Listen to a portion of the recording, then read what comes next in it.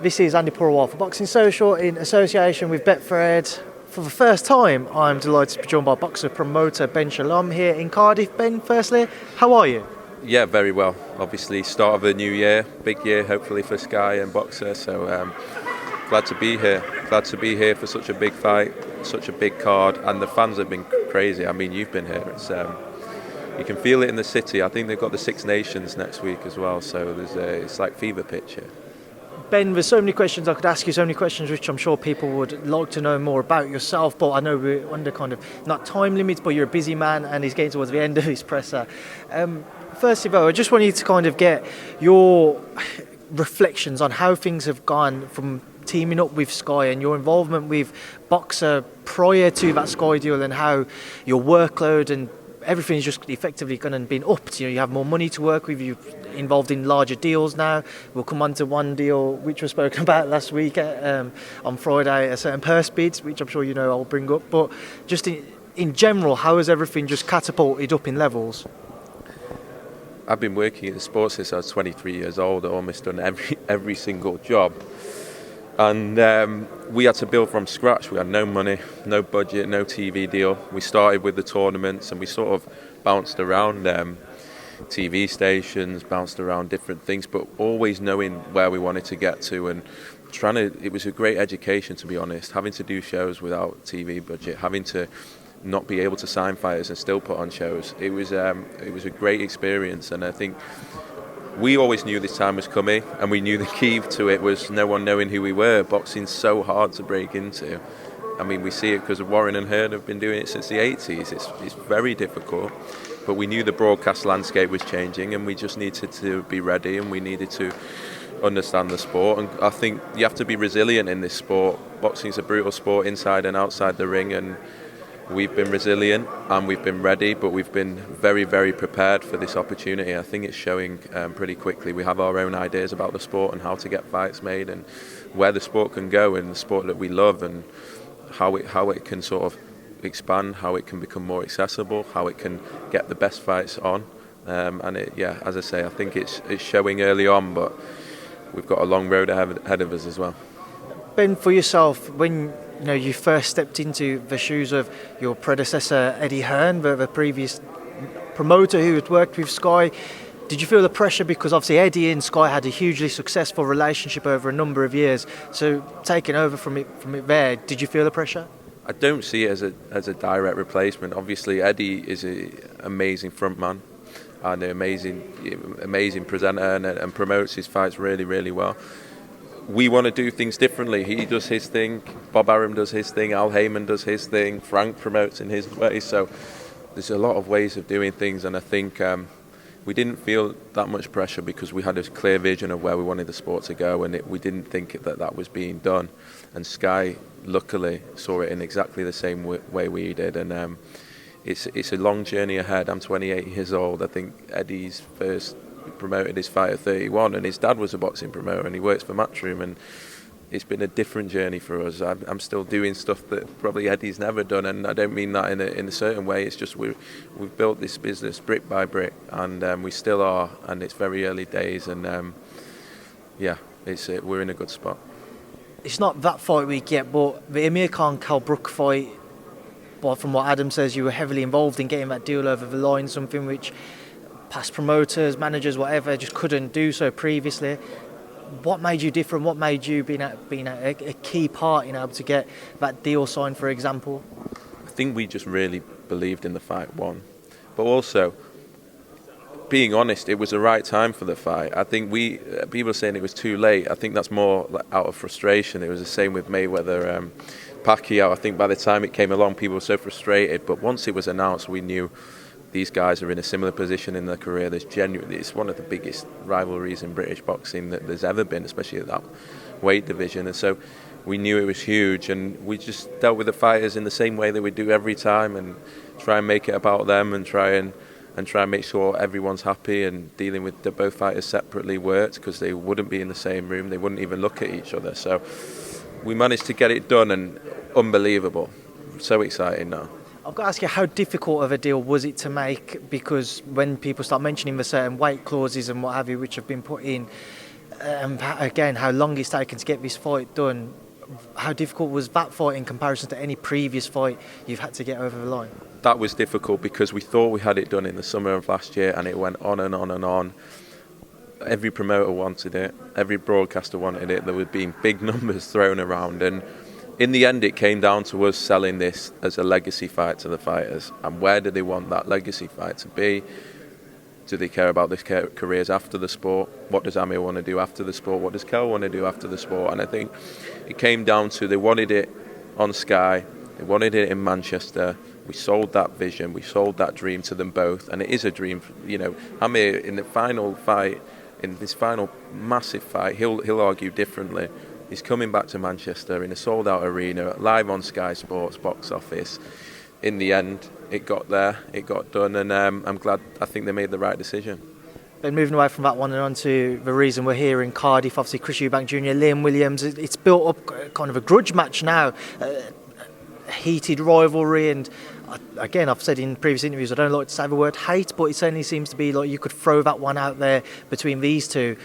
What did you make of seeing them both up on the stage today? It's like, the thing is, they have similar fighting styles in the sense they have big engines and they're machines as well, animals in terms of their physical characteristics, but they're like chalk and cheese in terms of personalities. And I think Liam's, always felt begrudged ever since Chris whether he pretended to know who he was or whether he didn't know who he was. And so I think Liam's always wanted this fight.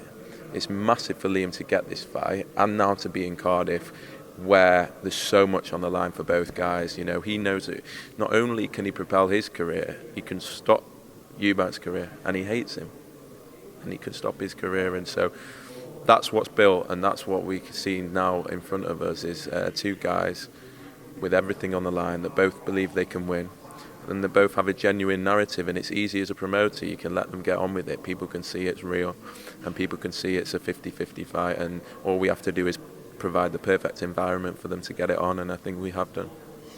You said it's easy to let them get on with it because of the personalities they hold, and I know in past interviews and past articles I've read, you've said yourself you don't like to necessarily do interviews or to be the front man. You like to just work behind the scenes, do your job, and that's it.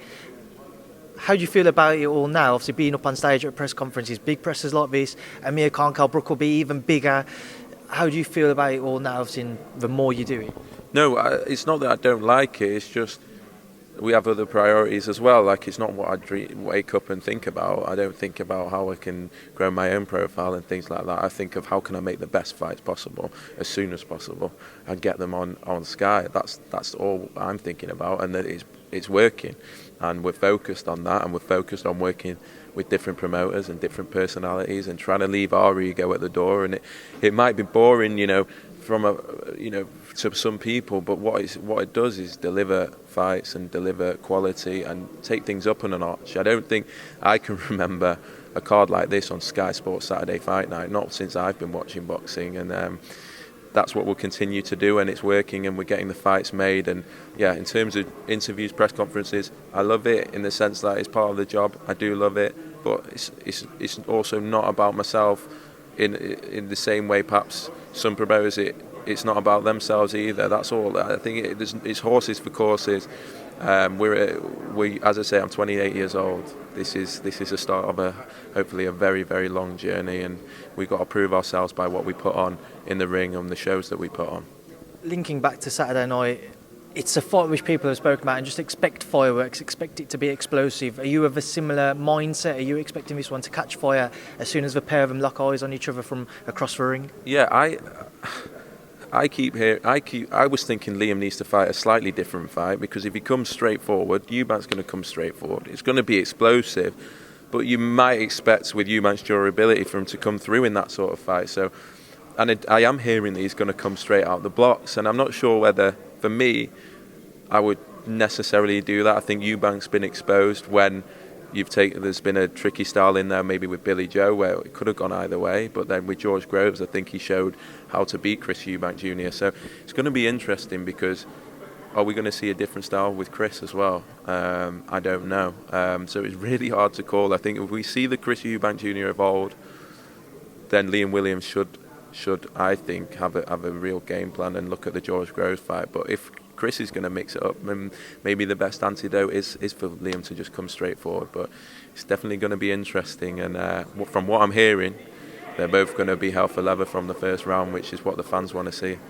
Clarissa Shields over here on the undercard as well. Many people expect to see the Savannah Marshall fight, provided that she comes through on Saturday and Savannah comes through on March 12th. Demetrius Alita said to me that fight's pretty much agreed now. How excited are you to deliver that one? And again, a fight which has been built up because of themselves constantly going back and forth over social media. 100%. This is what our schedule's so good is, and whether it's luck or whether it's not. There's genuine rivalry between Eubank-Williams, genuine history. There's genuine rivalry, as we know, between Khan-Brook for years and years and years. But now I think we have the first super fight that has that in women's boxing. Clarissa and Savannah have been talking to each other for years. I think Clarissa's amateur record was 77-1, and who was that one? And now we've seen what Clarissa's achieved in the sport, 2-time gold medalist at the Olympic Games. It's hard to argue that she isn't the greatest woman of all time, in my opinion, when you look at what she's done in 11 pro fights. She's 26 years old, like 26 years old.